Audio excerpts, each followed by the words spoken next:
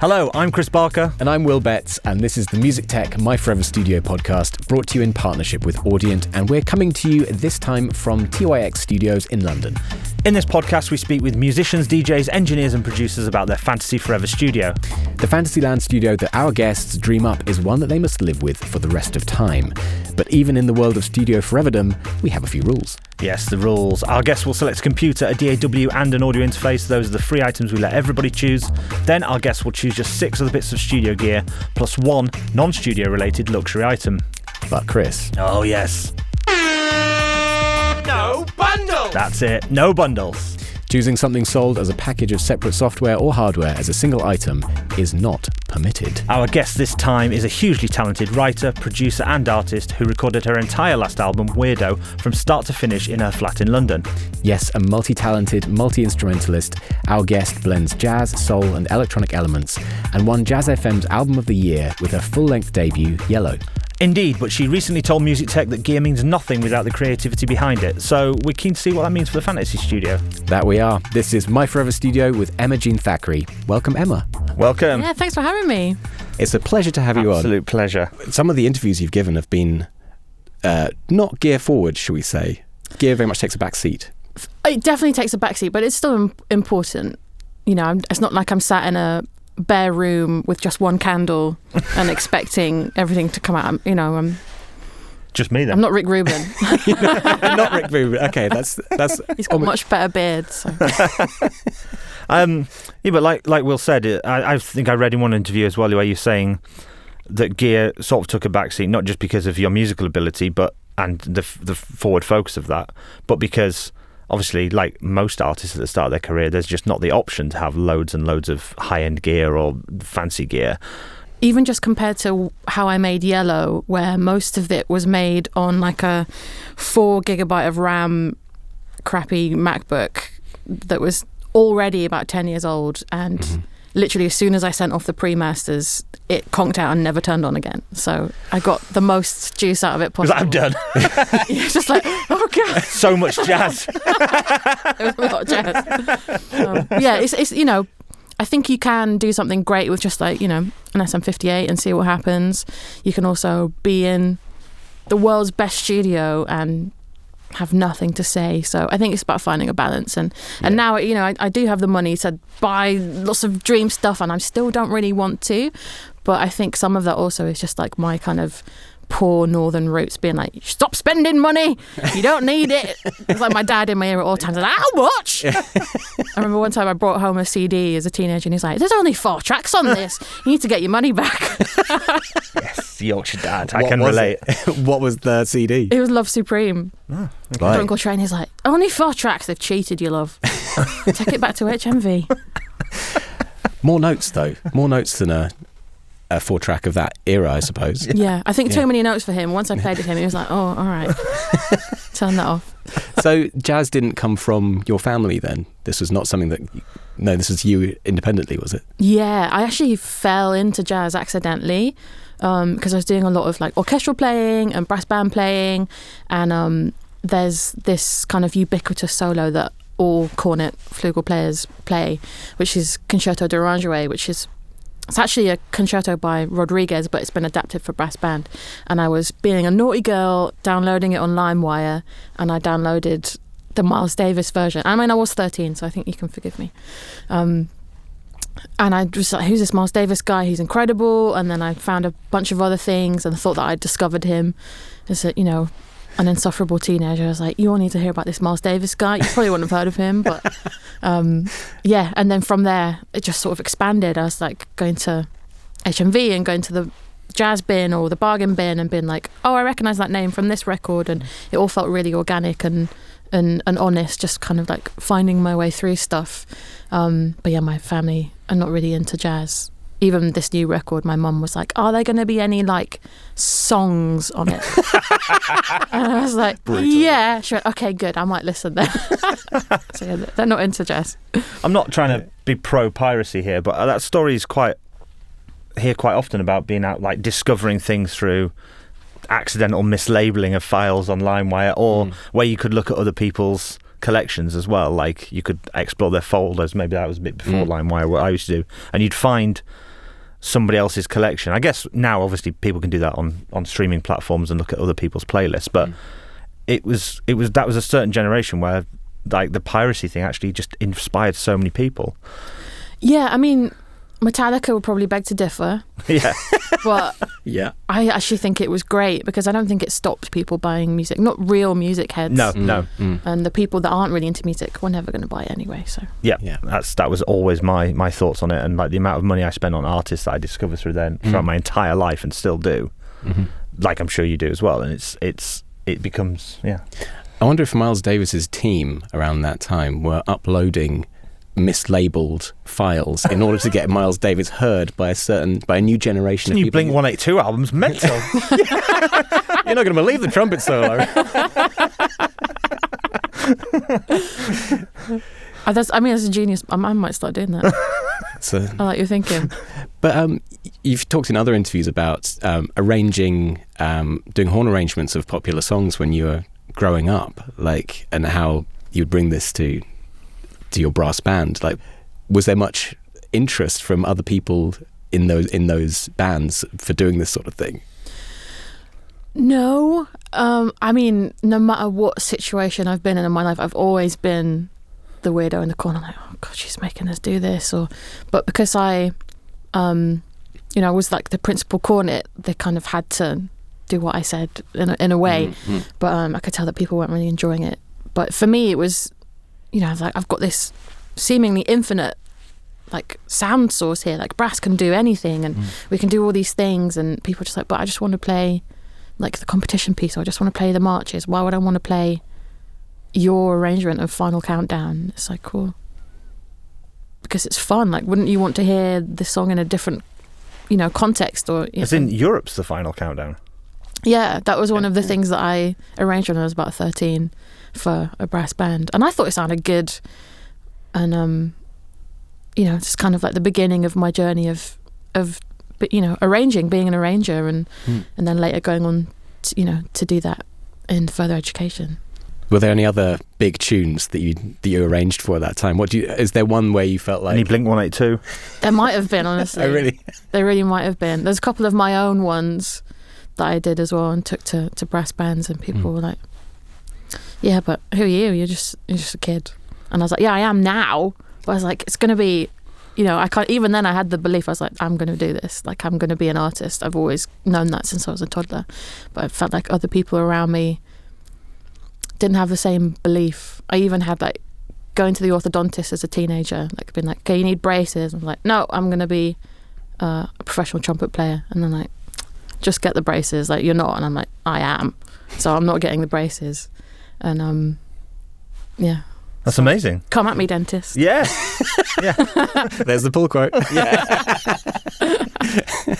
So let's talk about building this studio. Let's look at where you would put it and what it might be like. I mean, I guess it might be yellow, right? No, I'm actually really into orange at the minute. Okay. Oh. But well, let's talk about location. Where would you, if you could have a studio anywhere in the world, where would it be, and what would the kind of vibe and what would it look like? I think about this all the time, and I always come back to my house, because that's where my studio is at the minute. It's just like the back room of my house.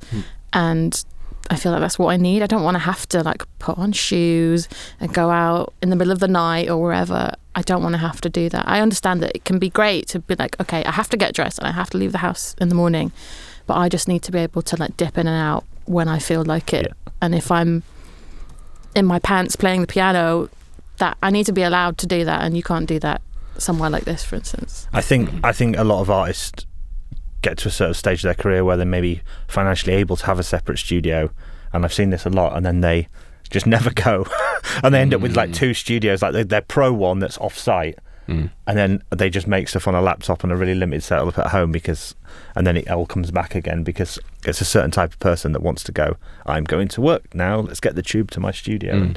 But saying that, where would you still be in London then? Like, if you could have your house anywhere, so we're talking home studio, but is this your favourite place in the world, or where would you be? Home is definitely my favourite place in the world. Yeah. I won't say where I live, but I'll just say it's not a grey area. So maybe I would transport the house somewhere else. But I think music for me is absolutely everything. Home is everything. I need to feel that comfort and that kind of ability to be vulnerable and just be completely comfortable. If I was somewhere that felt a bit too shiny, a bit too nice, I would feel, I don't know, I'd feel like I couldn't mess up or I couldn't try something. So I need it to feel like, yeah, that's a bit dusty and that's fine over there. I kind of need that, I think. So London then? London, my house Somewhere. now. It's basically my studio now, but just a bit better, I think. Okay. That's okay. All right. And then, so you get your 3 free items as well at the start here. So we're talking audio interface, DAW, and computer. It's not so much of it's not going to sound like a dream to other people, but it's what I already have. Mm-hmm. Because Well, we're going to have to. Well, it depends what you're going to say. Yeah. I'm using like a really big iMac that's like spec'd to hell. Okay. I'm not sure I can upsell now. Bingo. Go off the button.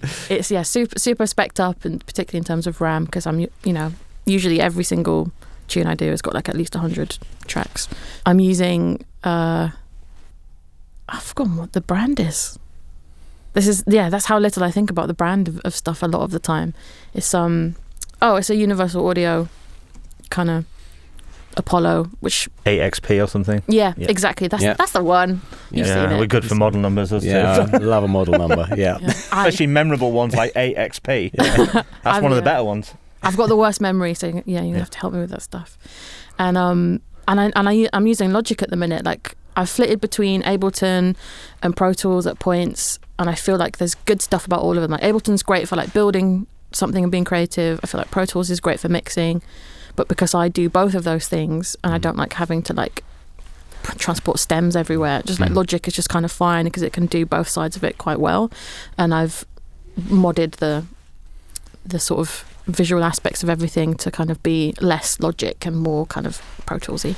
So it works for me, and I'm not someone that likes change either, so I'm sort of feel comfortable there. Even when I had to like move from Logic 9 to 10 because I had to get a new computer and Logic 9 wouldn't work, and I like cried for like a whole day because I was like, I don't know where anything is in here, and it just stressed me out. So I'm happy for that to be my dream forever and never change. And what was your first DAW? I think it was Cubase. Yeah, as a teenager, I was making stuff in Cubase and like doing a lot of MIDI. I used to sit and make MIDI songs and do like transcriptions of songs or symphonies or stuff that I liked, and then make MIDI versions of them so I could listen to them on my little like rubbish iPod. That's right, you were telling me you did Dream Theater, right? Yeah, I used to transcribe a lot of Dream Theater. And like I'd write out the scores and then I would play it into Cubase, and then I'd have my own MIDI versions of Dream Theater songs, and then I would listen to them back like side by side and be like, okay, yeah, I got that and I got that. It's just like a nerd out. Cubase is amazing for doing MIDI programming. Cubase is amazing. For that stuff though. I used to do a similar thing when I was, but mainly just drum programming, but just trying to get it more and more intricate and accurate and going really digging into little velocities and everything, and I love that. Get really obsessed with it. You've talked before about like how you've invested in yourself a lot, as like you're the most valuable thing in the studio. What do you think other people can do to invest in themselves as creatives? I think it's about figuring out your own taste and what you like. A lot of people have got a good sense of, intuitively, like, I like this, I don't like this. But I don't think a lot of people go into why. And I think you really need to do that. It's like, well, I like this because of the way that they're approaching the harmony. And it's like, okay, well, figure out what that harmony is then. Figure out how to play it. Look at the sort of harmonic movement and can you play that on the piano? Can you put that in a few different keys so you just have that under your fingers to use at a different point in your own work? Or, the drums sound great here. Okay, yeah, but why? What is it that's really grabbing you? I think it's great that a lot of people want to move on intuition. I just think you can level that up. I don't think you have to learn all the theory. Like, I've worked with musicians that are incredible and can't read or write music, but they have a great ear and they know why they like something. They know why something works, why something doesn't work for them. And that's the important thing. It's like, train your ear, make sure you know what you're about. I think there's a lot of people that maybe are like, oh, I'm trying to find my sound. It's like your sound is just an amalgamation of everything that you've heard that you've liked. So figure out what it is that you like. Yeah, I think sometimes like you can feel like early on in your career that, well, maybe when you're a kid as well, that you can't copy other people's stuff. Like, I've got to be original because that, like, they were original, but actually, as we all know now, like, nothing was really original. They're all like slight steps ahead from something before, and it's like sort of trying to copy. And loads of great brands, started off as cover bands, and you do covers because you learn that, and that, like it or not, will influence when you start trying to write your own material. And I think if you just sit there going, I'm going to be original, it's not really going to come. You kind of, like, it's that transcribing Dream Theater and doing those things that kind of educates you to, like, oh yeah, that's what I like. And then, like you say, it just slips into your own music unconsciously eventually. For sure, yeah. I never sit down and think, I'm going to do this or I'm going to do that. It's never like contrived in that way. It just comes out naturally, and it's from figuring out in that sort of way. Don't think everyone has to like sit and figure out, a bunch of different theory stuff and learn a bunch of nerdy, access theory and all this kind of stuff. You don't need to do that. You can just be like, I like this because of this reason, and I'm going to use that in this next thing. Yeah. And maybe it doesn't come of anything, but you will have learned something. 100%. Yeah. That's the education. And it's never exactly like what you're trying to be anyway, obviously, because it's got you in it, so it just becomes a new thing automatically. Yeah, 100%. So we've locked in the Universal Audio, got the iMac, and we've got... Is it Logic 10 or is it Logic 11? Have you upgraded again, or...? I've not upgraded. Okay. I will have to be forced at gunpoint to do that at some point. What about this jingle? Upsell your dreams. I mean, that's kind of a musical gunpoint there. Yeah, I mean, you don't have to, but you talked about modding Logic 10. What to look like Pro Tools? What have you done? Well, it also kind of looks like Logic 9 as well. I just like stripped back a bunch of the stuff. I never use any of the like AI drummer nonsense. It just makes me feel a bit sick. And I was going to ask you about that actually. Yeah, I just can't abide it. Or like they've got like a sort of very Ableton-ish loopy thing. I just don't want any of that. I just want to be able to record my like tracks into it, record a full take on an instrument, and then be like, okay, let's mix this, or that's I just want as little faff from the DAW as possible. It's just there to capture rather than like direct me. And is the AI thing specifically that makes you feel a bit icky with the drummer, or is it just the actual? A little bit. I've got like a really good friend that works in AI and music, and what he's doing is amazing, and I sort of feel like, yeah, I'm on board with that. But I think sometimes you can take away the creativity. I think AI should aid, not replace, and I think there's too much of AI replacing. I can't remember where I read it, but I read a quote a long time ago about how like AI is making art for us when it should be doing the laundry and stuff to enable us to make art. So yeah, I don't want to be told what to do. I just want to be helped. So I am quite technophobic in lots of ways. Like I sort of touch the technology as little as possible. Like the studio is an instrument for me, but it's like, in the way that I've got a keyboard that I bought from a market that's got a couple broken keys. That's kind of how I want the technology and how I want to interface with it. I want there to be like something to challenge me rather than it just being like, oh great, I've got all the infinite possibilities on this like digital synthesizer, and it's like, well, I can't think of what to do. It presents as infinite, but obviously it's not, because it's just trained on... Yeah, it's just trained on people. A limited amount of... So it presents as like, oh, it's an infinite amount of things trained from a very finite amount of data. Yeah. The scary quote is, giving wealth access to skill while removing skills access to wealth. Yeah, we're getting deep now. I know I said earlier that I'm not Rick Rubin sat in a bedroom, but I kind of feel like I am now. Blows out candle. Yeah, I just want to sit in a canvas sack. This is my dream studio. White room, me in the middle, just letting the music come to me. And I'll write it down on a notepad, and I'll come out the other side and I'll give it to my label and go, here's the album. And then they'll be like, you're fired. Yeah. You need to make sure in that vision there's also a large lump hammer for breaking the looms. You can go full Luddite on this. So your 6 items then, we're into the 6. What's item number 1? Wait, so we locked in Logic 10. We didn't upsell. Not upselling. Not upselling. No, I think that's entirely legitimate. You were quite soft on that, no?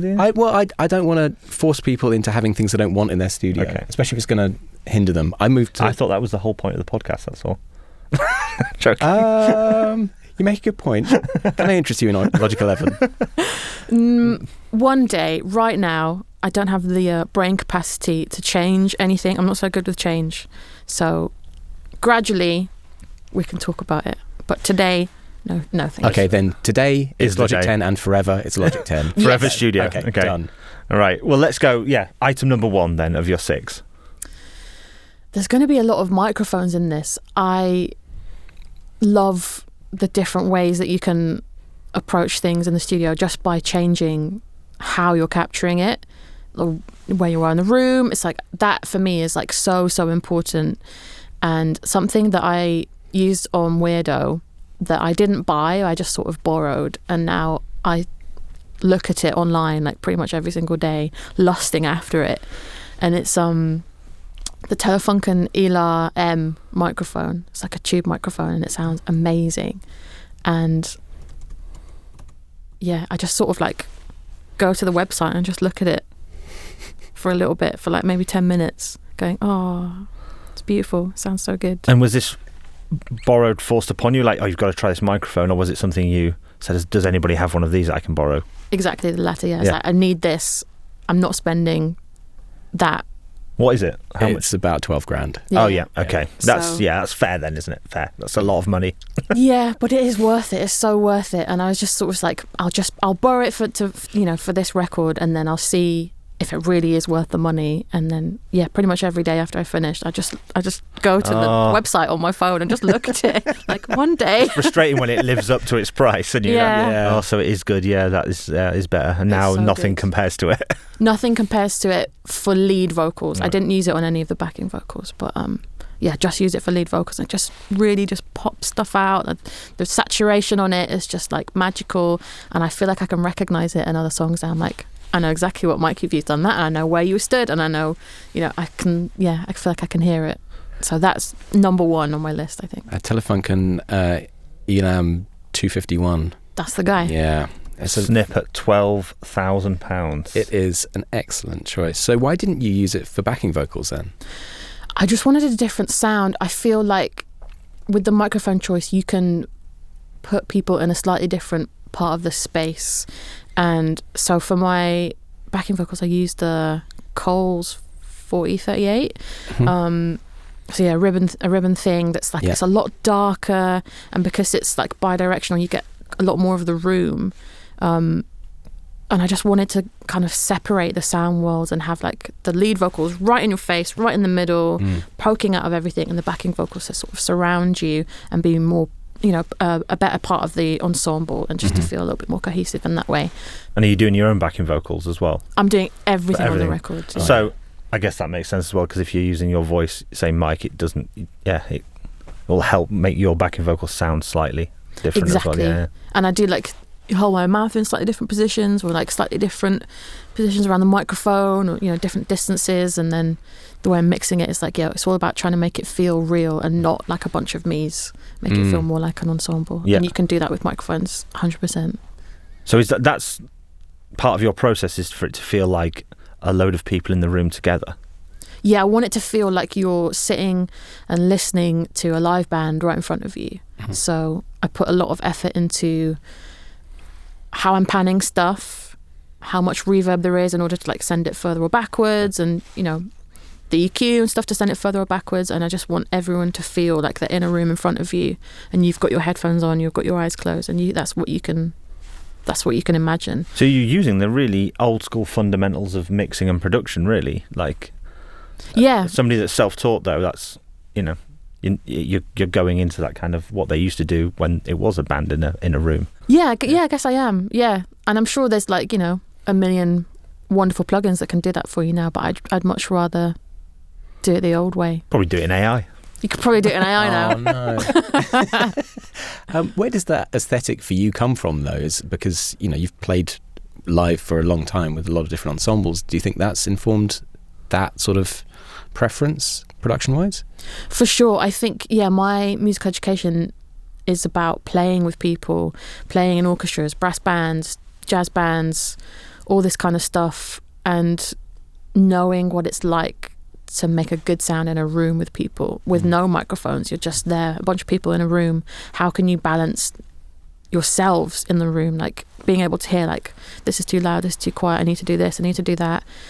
You're tuning, singing in the same way, singing syllables with the same pronunciation, all this kind of stuff, just to like get it right in the room first, and then it's about capturing that.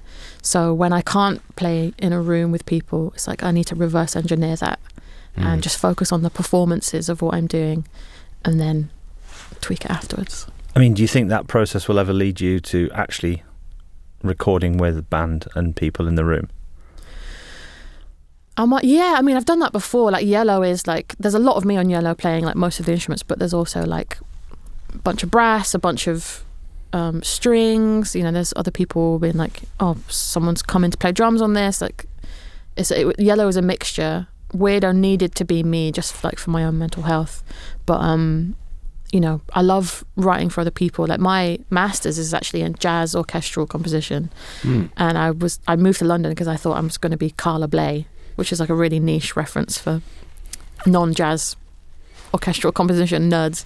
But I was like, this is what I want to do. I'm going to have my own jazz orchestra. And I did for like a month, and then realised that it was like just too expensive and stressful to organise. But I love writing for other people, and I feel like I can, do that comfortably. And I still do that for people. Sometimes people still ask me to do arrangements and stuff for them. And what about TV and film? Yeah, I've actually made music for a short film, something for Netflix, which was so fun.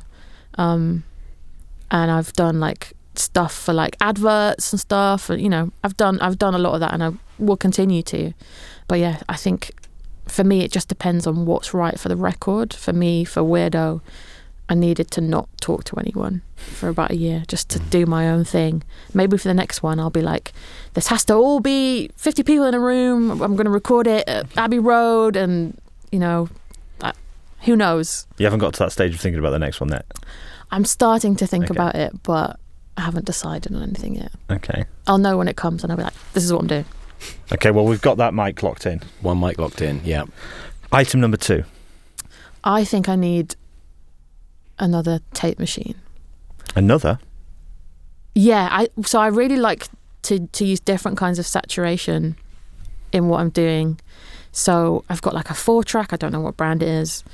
So another is in from one that you have in real life. Yes, I was just trying to point out you just have a microphone. Oh, sorry. We're in the Fantasy Forever studio. In fantasy world, I need a tape machine. Yeah. So and then sometimes I put stuff on my SP404 and use like the tape emulator and record it back in.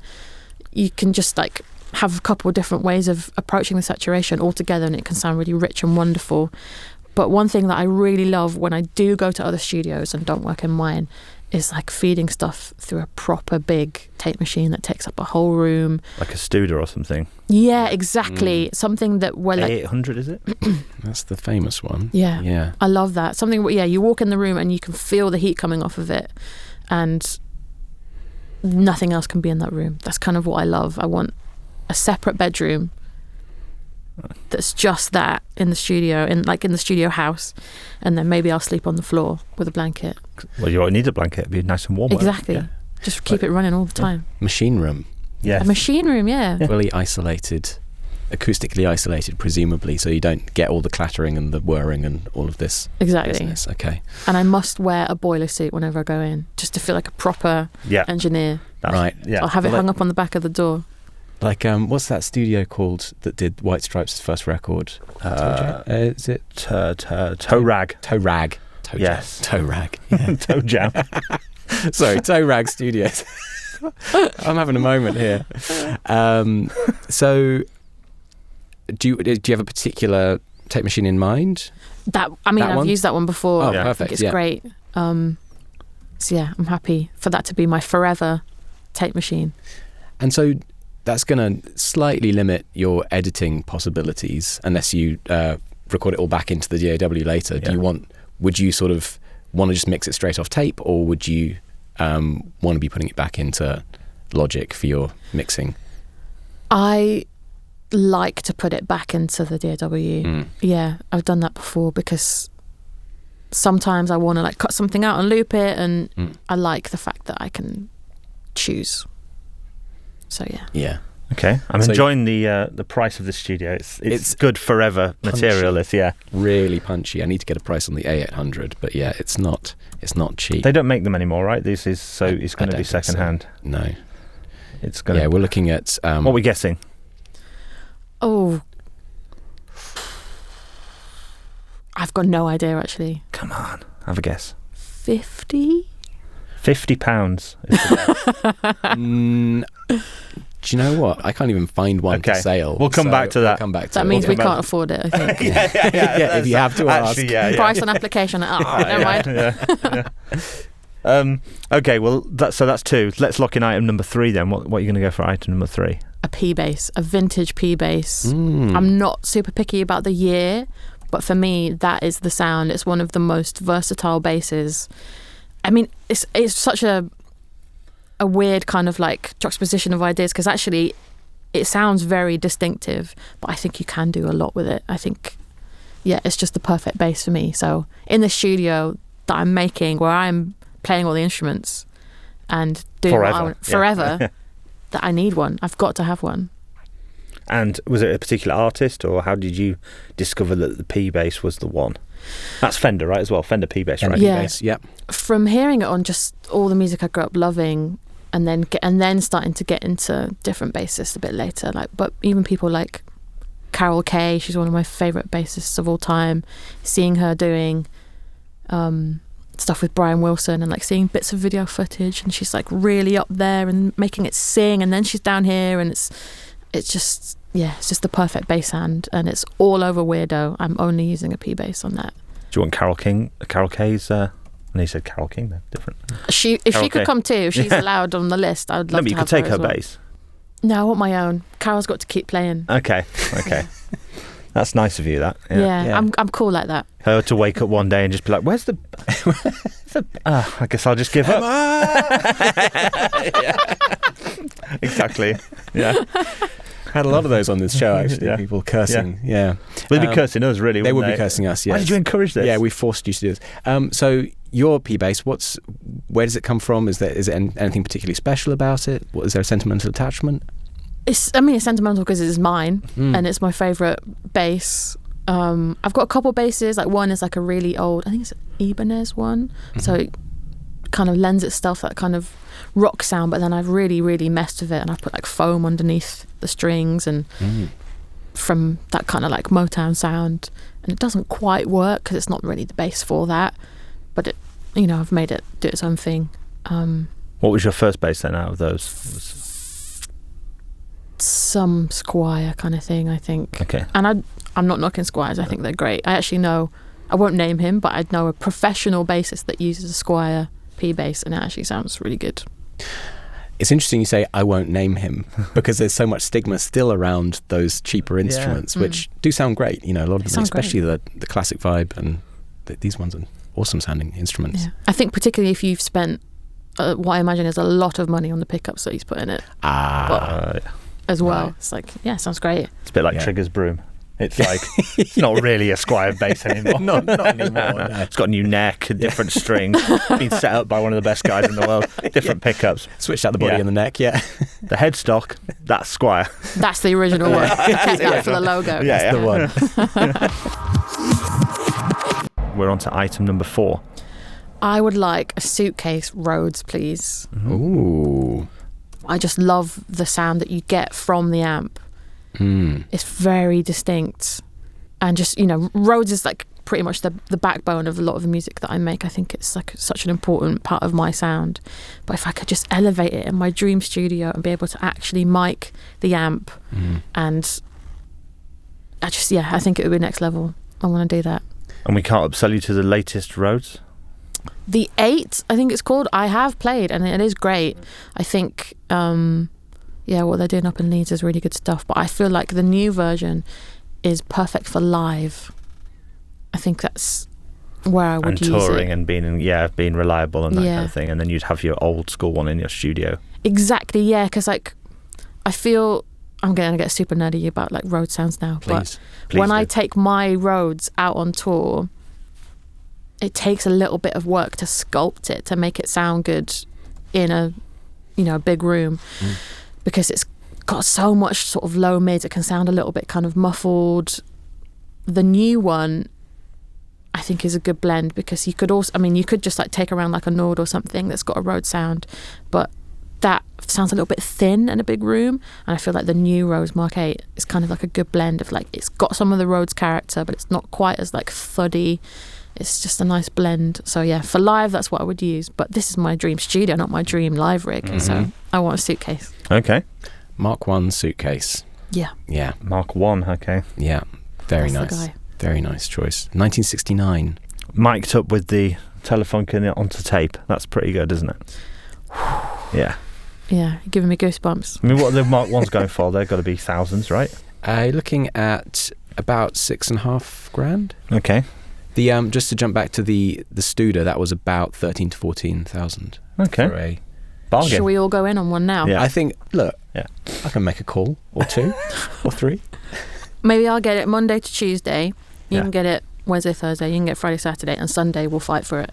Okay. Or you just circulate, just round robin I for the like Sunday. Yeah. Fine. Fair. We'll do that.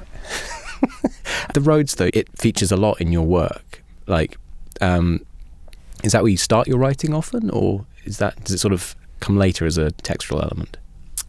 It can be. Like, I think there's different ways that things sort of sprout as a seed, and it could be just like walking around the house singing something, or outside the house and I'm, my phone is full of millions of voice notes of me like singing little bits. Or it could be sat at the piano or the Rhodes and just being like, I've got an idea for a bass line and a couple chords, and then something comes from there. But also I've had whole songs, including knowing how I'm going to produce everything, just like appear instantly in my head.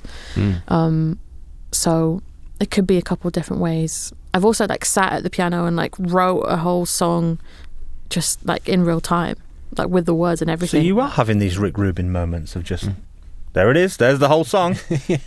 Yeah, I guess so. Except, no, actually, yeah. Maybe I should do a book. It's time. It's time for the book. Okay, well, so item number 5. Item number 5. I'm going to come back to another microphone. I would like a Neumann U67 because I need something to record some different kinds of vocals, but also some drums. Which drums are you recording? Item number 6 drums. We'll We'll get get some other drums. Don't jump the gun, Chris. Okay, so U67. Well, it's going to get... I can already... Listeners, viewers might have already spotted it, but it's going to get interesting. It's going to on get item interesting in number the 6. last spot. We might need to... Yeah. Do I actually have to pay for all this stuff? Yeah, that's it. That's not the catch. We're paying. We're paying. You can walk out to the car park and it's all just there, and an invoice. You agree to this. Yeah, the release form, there was like a little bit of fine print at the bottom that I didn't read. Yeah. That's how we pay for the podcast. Yeah. It's like, the markup on all this kit. Yeah. Yeah, it's the Forever Studio tariff. So tell us more about your choosing the U67 then. I love the way that they sound. You can get them sounding so crunchy. You can get them sounding so modern. Like, I think just to kind of look at two different people that use this microphone that will sound very different to people's ears. It's like, one is Mac DeMarco, who can make music that sounds like ageless in a way. And someone else is Drake. That's one of his microphones of choice for his vocals. And I'm not necessarily like mad into Drake, but I think it's interesting to get into like the production house that he uses. And for someone that makes like ultra modern sounding music, that's like always trying to like be like, oh, what's the next sound? How can we think about the sound of tomorrow? To be using a microphone that is like so old and used on like stuff from decades ago, I think is actually really interesting, because it's just such a special microphone, and you can use it in lots of different ways. It could be great as a lead vocal mic. You could put it on the drums. I'm sure it would sound great micing up my suitcase in this dream studio as well. I think there's just lots of different capacities for it. So is the 67 available still? Or is it a vintage? You can buy them new now. Right. Yeah, but you've gone for 2 tube mics, and no ribbon, interestingly. How many dream items have we got left? Maybe we should swap one then. We got 1 left. Okay, And changing it. Do we need to call that? U67's gone. U67's gone. Bam. I want an Well done, Will. AEA ribbon microphone. That Ooh. big guy. I can't remember the model, but it looks about the size of your head. And it's very square. And it's got the Swiss cheese grill. Like the RCA style ones. Yes, Yeah, exactly. the RCA style. Yeah, the A440 is the all silver one, or there's the one that's the sort of cylindrical. It'll be the The one that looks like R440, won't it? The ribbon. Box one. The boxy one. Yeah, Yeah. that's the A440. Okay. Yeah, I've used that on some backing vocals before, and I just thought it sounded velvety magic. It sounded so good. The way it picked up the like warm, woody resonance of the room and people's like breaths, but not in like too much of a way. It just felt like very nicely. Everything just sat so nicely that I was like, I need to get one of these one day. What's the difference between the A and the R though? Is not the R the ribbon? The R440. A stands for active, so it's an active ribbon. And the other one, I guess, isn't active. I guess. Yeah. Right. The R44C is an exact replica of the RCA 44BX, the big ribbon. And the other microphone. one is that, but active, so modernised. Okay. Modernised, yeah. Modernised. More difficult to blow up. Yeah. Which is always good. And where did you use this? What was the session you were recording on? It was the backing vocals for Yellow. Who like the backing vocals is mostly me, but I also got some other people in as well to do a session, just to kind of do once through the record, just to kind of beef up the sound. And we were all in a room together, and there were a couple close mics, but mostly it was just the sound of this ribbon and the room. And I just felt like, yeah, this is just really elevated everything. So yeah, I need one, I think. Okay. And just bringing it back to the mixing your own backing vocals, then what you said you did all sorts of tricks about being at different places around the microphone and covering your mouth. What other tricks do you use in mixing to make your own backing vocals sit well together with your own voice as lead?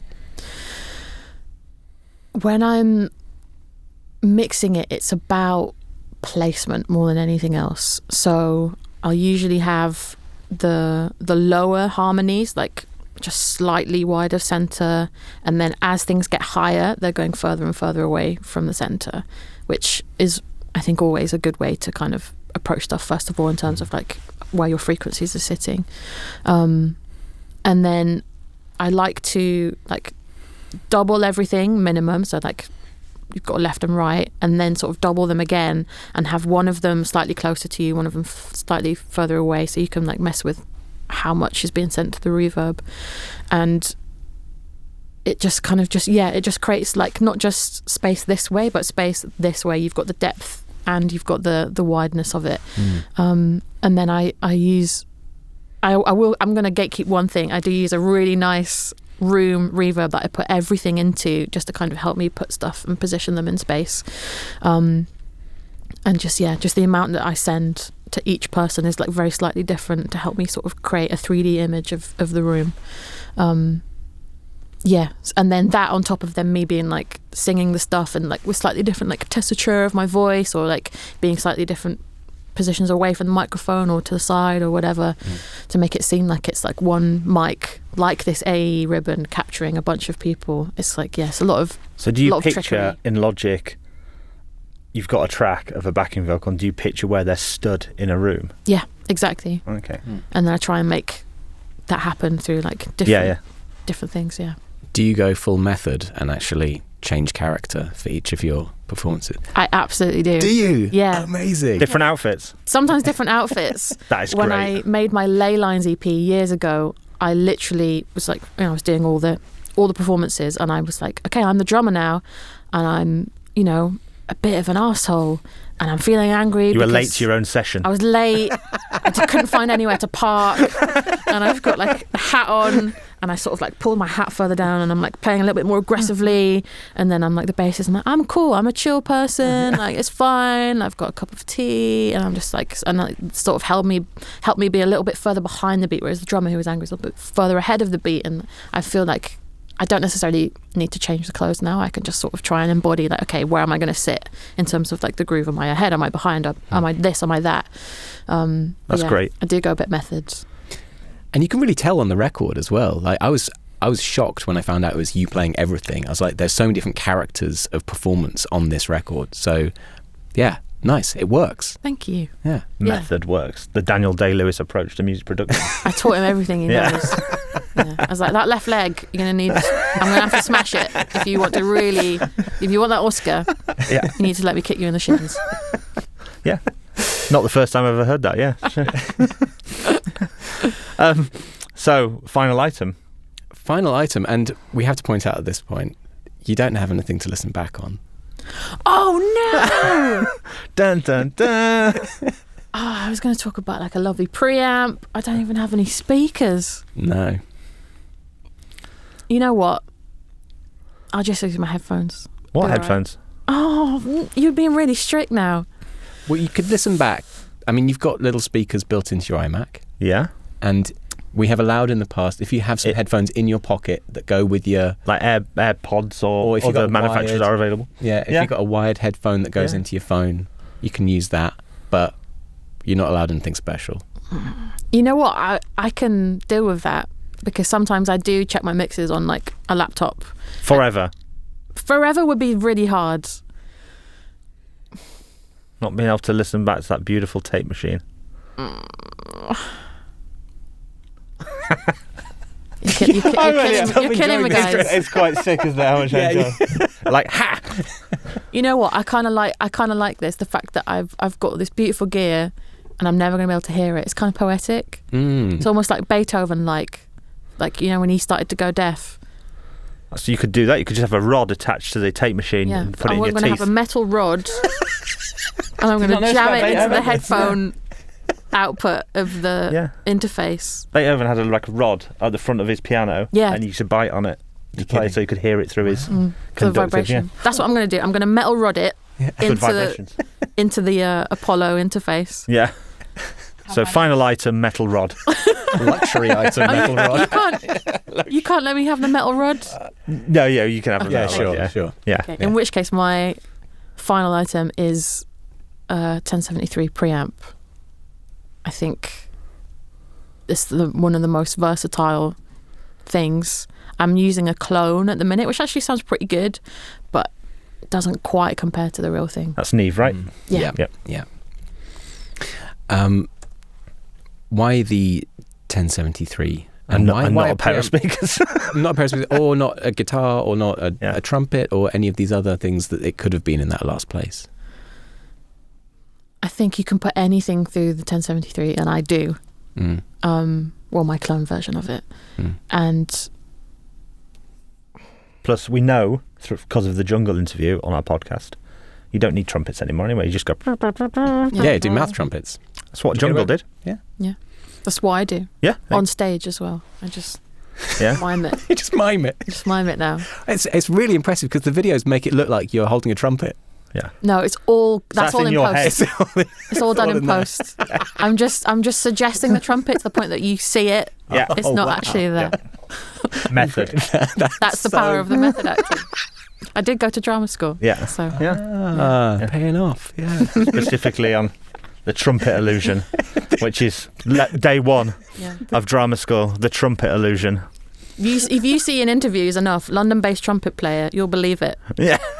Right. I've never picked up a trumpet in my life. Yeah. It's just power of persuasion. Yeah. So you've been paying gossip columnists to refer to you as a trumpet player. Yeah. It's tried and true. What we did with podcast hosts, and it stuck somehow. Somehow we have a podcast now. I'm shocked and delighted by the Neve 1073 decision. What's your first experience with the 1073, and why is it so important to the studio? My first experience with it was at what was called Soup Studios is now called Lighthouse Studios. On the ship. Yeah. Yeah. And I was just like, what is this? And they're like, oh, it's a 73, but it's like in a different casing, and we've messed with it. And I just thought that anything that we put through it sounded so good. And you know, I said before that I'm really into like using different kinds of saturation in different ways, different levels. I think just having something coming in through a preamp, just you're starting from such a good place, and that plus it's coming in through the tape. It's just like, I'm not going to need to do any mixing really. I think you could just be like, yeah, that's it, this is the sound. As long as you're performing it correctly and your performances are bang on, I won't need to do any post stuff at all, apart from a bit of chopping to do some loops. Well, again, like you said, old recordings and of classic songs, that's exactly how it was done, wasn't it? It's just like, everybody stand where you are, play the best you can, and we go in the best signal path, and that's it. Exactly. One mic in a room. Yeah. I might have an upsell for you. Oh. Okay. Upsell your dream. The 1074. Well, Nice. So there is such a One thing. better. There is such a thing as a 1073 SPX-D, which is a 1073 audio interface. If you wanted to switch out your interface... No, the interface is free, a free item. Oh, I see. Yeah. So you could free up another item. Hacking it for the guests. I like it. You could, if you were willing to part with your Apollo and use the 1073 interface instead, then you would have another item at your disposal. Yes, please. Let's Yeah, should we do definitely that? Okay. You've upsold me. Yes. Well done. And that's Neve as well. That's great. That's Neve as well, yeah. The Neve... When did this come out? I've never heard of this. This is new. This is in the last couple of years, I think this came out. I mean, it's not really in my wheelhouse for, I'd like to keep an eye on the papers when it comes to preamps and interfaces. Okay, so you have then one final item, an extra bonus final item. I'm going to go for the metal rod. I need the metal Wasted it. Completely wasted it. rod. No, we need some speakers to hear all this All beautiful right, here we stuff. go. Yeah. This is so subjective, isn't it? Because people will argue to the end of time about what the best speaker is, and like, oh, you need this, and blah, blah, blah. But I think, and this is kind of a theme of like just elevating on what I've already got. I can't remember the model number, but I've got these Genelecs that have got just one source of sound rather than like 3 different cones or whatever. And for me, that helps massively because I can work all day without my ears getting tired. Whereas before, I couldn't do that before these speakers. Genelec with a single source. I don't know. Yeah, 80. they were called the Ones. That's it, the ones. Yeah. Coaxial design. Ah, yes. Yeah. I know the ones with that the technology that room corrects and things. Yeah, I've used all that, and it's great. I'm really, really happy with them. So in my dream studio, which is much bigger than my tiny real studio, I can go for the biggest size, maybe even a cheeky sub, and Lovely. have myself a lovely time. I think it's a bundle. Is it a system? I think it's a I don't know. You're gonna have to. Do they sell it with a sub as a system? You don't need to. Don't Google that. You don't. Don't Google that. It's all the same. I can't believe I'm having to administer the rules. No, okay, here. hang on. You're doing hacks, and I'm doing the rules. Yeah, We've switched. We've switched. It's Freaky Friday. The Ones. Yeah. I actually went to the launch of those speakers. I think I should have remembered the type. Yeah, and they did a. It was in Finland at Genelec HQ, and they did like an example where they had in one of the basements, which was just like a stone, like a wine cellar curved. They'd set them up just in empty, and they just room correction on, room correction off, and it was insane because it was like they'd just added acoustic treatment into this kind of like almost like a bathroom type, like that really reflective stone room. Mm-hmm. Obviously it wasn't perfect. It's never going to be perfect because there was no acoustic treatment, but the difference was enormous. Yeah. It changes your life, and that sounds really huge. I haven't heard any other room correction things, but that Genelec one was certainly very good. Well, Gary Barlow chose that Trinov system. Which I've heard that in action. That's crazy as well. And that's like even more premium, isn't it? That's thousands and thousands just for the room correction, which is that was Barlow's secret item, wasn't it? It was, yeah. Okay, will allow the largest set of the Genelec ones Yes. you may have. Thank you so much. And you said primarily because you don't get as tired listening to them. Yeah, like the way my focus is, like, I'm such an all or nothing person in all aspects of my life. And that is, like, yeah, even more concentrated when it comes to my attention span. So I am either, like, staring at the wall and, like, can't respond to an email. It just feels too difficult. Or I've been sat in the studio for, like, 12 hours and I've not gone to the bathroom. I've not had a drink of water. I've done nothing. I'm just locked in. So I need to have something to help my ears. And, like, if I'm doing something, like, if I'm recording all day and I've got, like, you know, closebacks on, like, I just can't do it for that long. Like, my ears are so sensitive. So when you've got that in your personality, those extremes, and I can kind of relate to this, things like headphones or things that feel oppressive, they sort of wind you up.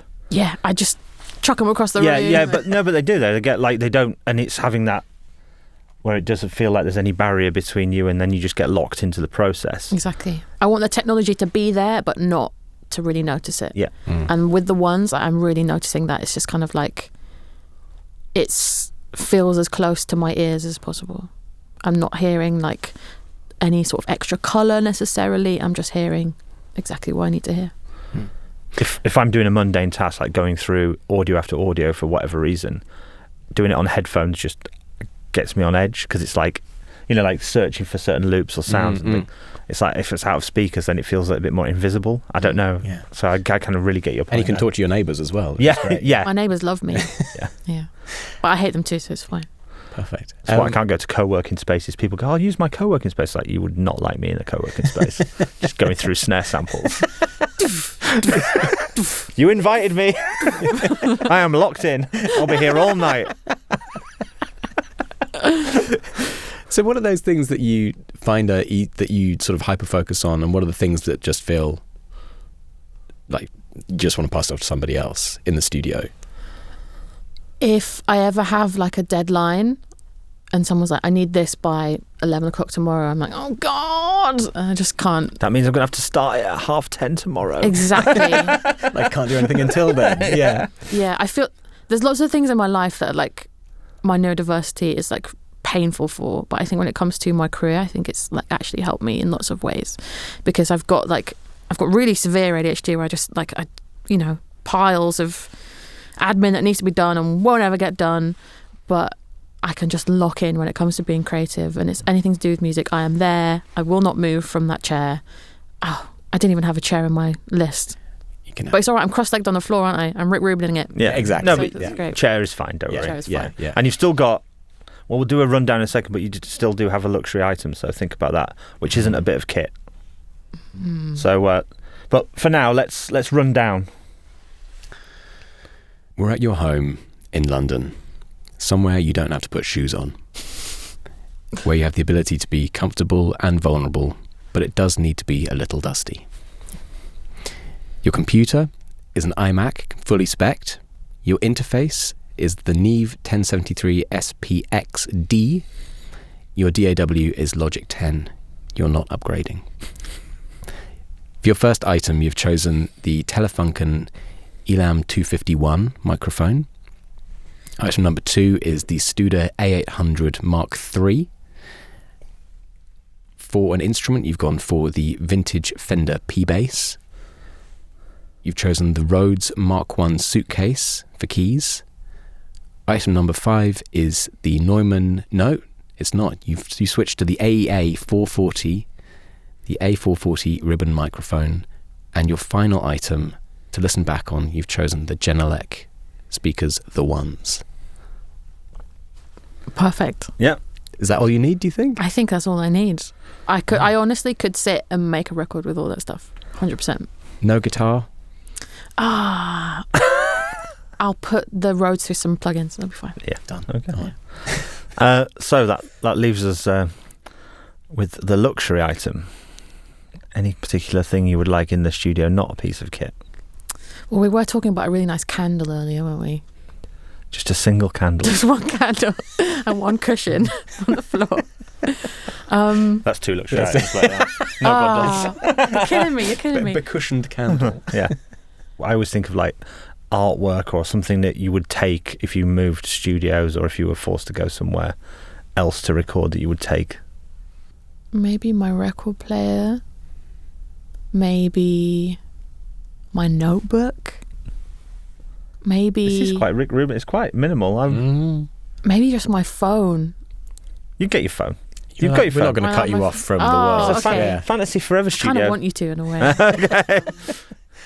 Yeah, I guess my notebook then, like everything that I write, sometimes it goes down on my, voice notes app, but most of the time I write it down and I write out the lead sheet of it and I write it down physically as sheet music because that's just how I process stuff. And words and stuff, I need to be able to write down all the little poems and stuff that come into my head. So I need my notebook.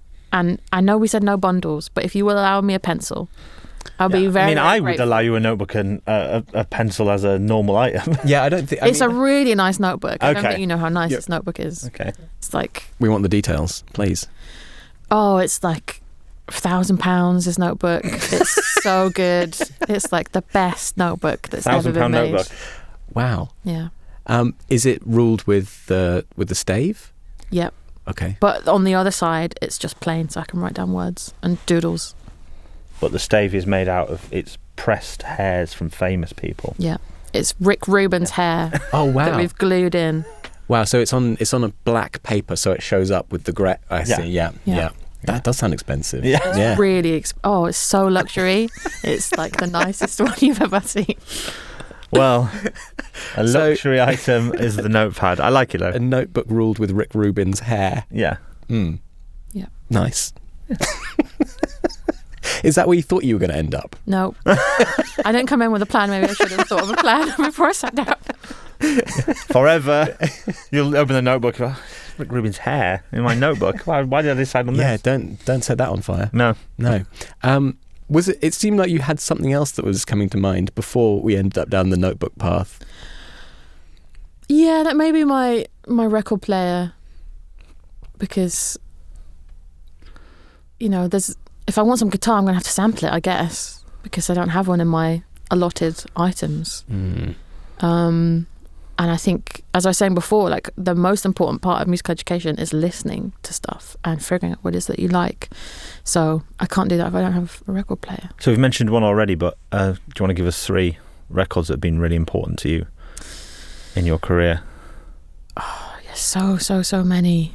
Or that you would advise other people that kind of to listen to that they might not know. That's like a bit of curation for other people. Like you did when you were a kid with the Making mix CDs and was stuff. it Miles Davis, was it? Miles Davis. Yeah. Oh, When guys, you were he's the best. yeah. You won't have heard of him, but But what's the modern version of that now? Steve Lacy, Okay. I think, is amazing. I really feel a lot of affinity with him because he's someone else that will just like sit and make the whole track himself in a room. I think he records even on his phone and stuff as well at points. And I just think he's coming from lots of different points of view and different styles, and like there's jazz and there's R&B and there's all this different kind of stuff and there's hip hop, but he sounds uniquely him. He just needs a microphone and a room, so he can join me in my white shell. We're not cushion having him on the floor. podcast then. But there's One item.